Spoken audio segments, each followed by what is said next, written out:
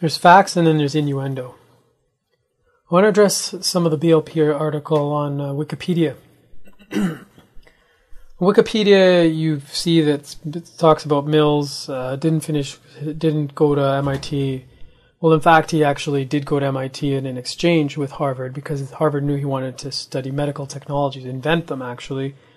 And so they put him on an exchange after he finished Harvard MD in 3 years. So that's a junk statement.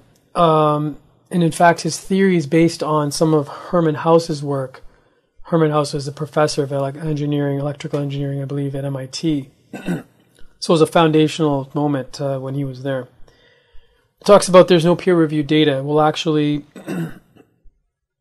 independent experimentalists have replicated Mills' work across the board. As early as 1992-93, we had national labs replicating some of his from his anomalous heat results.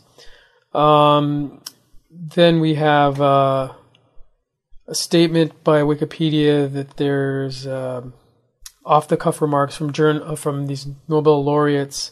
Well, one actually that I saw.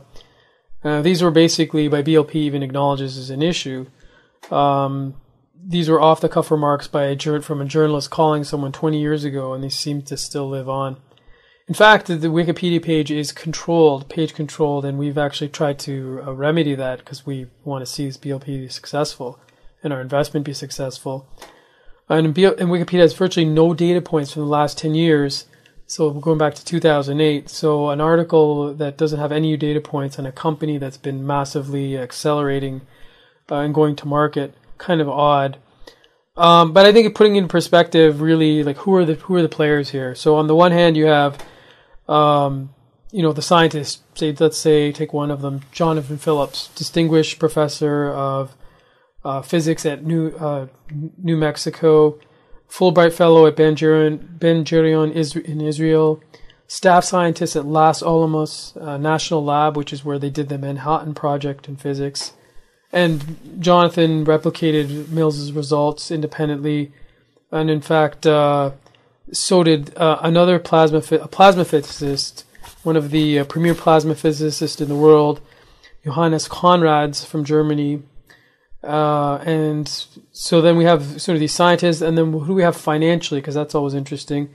We've got pretty prominent people involved in, of course, Warren Buffett through TMI Holdings, and then as investor through Pacific Corporation. So we've got some of the richest people in the world and some of the most notable scientists in these experimental physics.